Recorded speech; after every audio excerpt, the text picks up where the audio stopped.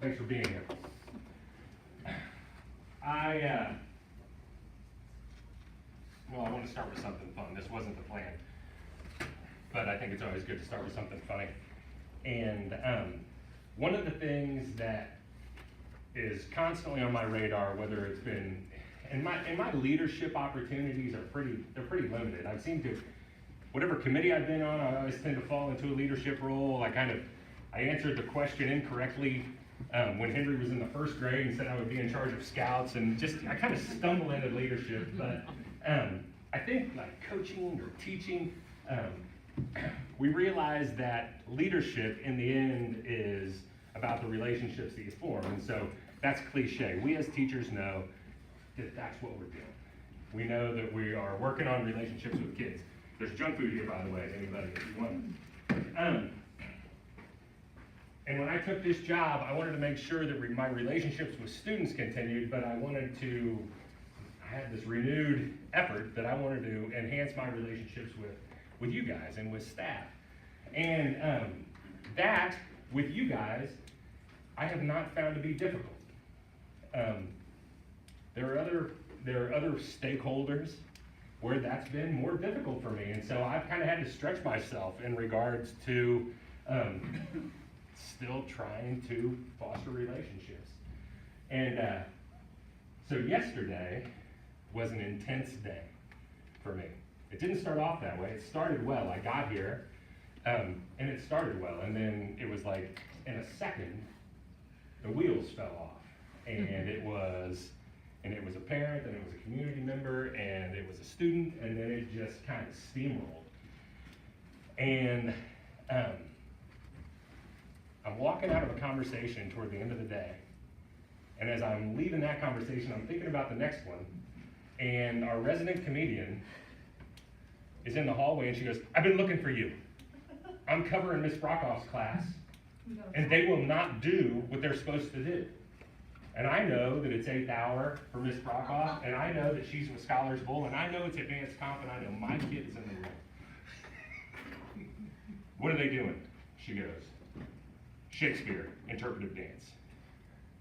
And I don't even hesitate to walk in the room intending to hold their feet to the fire on Shakespeare interpretive dance. I go, "Okay, everybody," and I walk in and I see that they're not engaged in their English right away. So I'm like, "Okay, Shakespeare, what are we doing today?" "Shakespeare, interpretive dance." And one of the student responses is, "I ain't doing no interpretive dance." And as I'm processing that and my blood pressure is continuing to boil, I hear the tee. And she starts laughing, and then they start laughing, and they all pulled one over on me. And that brought a little bit of joy to my day. I do not mind being the butt of a joke. I'm okay with that. And what really pleased me today was to see the smile on Miss Brockoff's face when she was kind of filled in, and to know that she's also now in on it. Be careful now. I'm on to you too. The relationships that we get to create with each other and the fun that we get to have with kids, it goes a long, long way. Today we're going to talk about, just briefly for the next hour or so, we're going to talk about some business, but that includes the business that we do or that we have to do, and the business that we're in. And the difference between those two is the business that we have to do, it's stuff like this: reflect on our goals. That's on our agenda. It's receive this information in regard to conferences and ACT and things that are coming down the line. That's stuff that we have to do, okay? The rest of the stuff that we get to talk about today, that's the business that we're in. When we talk about behavior and we look at data, we're in the people business. We teach our content, we do that well. And I know this is getting a little old too, but when we boil it all down, we're talking about relationships with students. And that's the business that we're in, and that's what we get to do. So, just quickly, when I say that brought a little joy to my day yesterday, it did.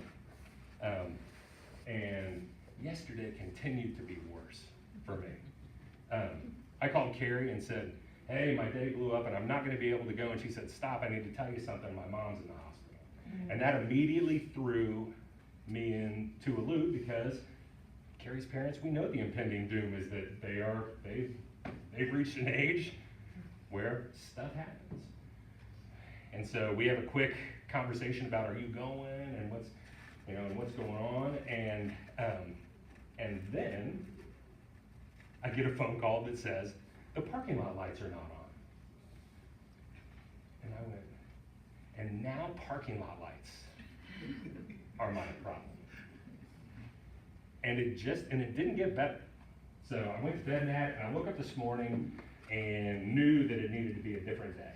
And so I try to read every morning, and so I read this morning, and can I send your student home? She needs you. What do you need, Tara? So, this morning, I read this familiar story to many of you about a mustard seed.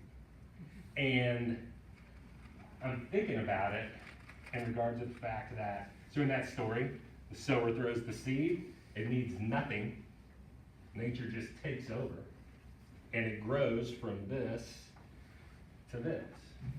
And I was thinking about how important it is for us as educators to play that role as sower and to recognize that the smallest thing, and this is going to apply to the business that we're in, the smallest thing that we do has a huge impact. And you know this, and you're thinking right now about the opportunities that you had today or this week where it worked or it didn't. But in regard to the smallest little thing, I was standing out there with that bowl 15 minutes ago and it was full, and a pixie stick, and I have a good weekend to a kid who went ahead and said on their way out the door, who would never talk to me, by the way. Thank you, have a good weekend. Okay, so let's keep that in mind, that these little things that we do can produce big results. I think we'll just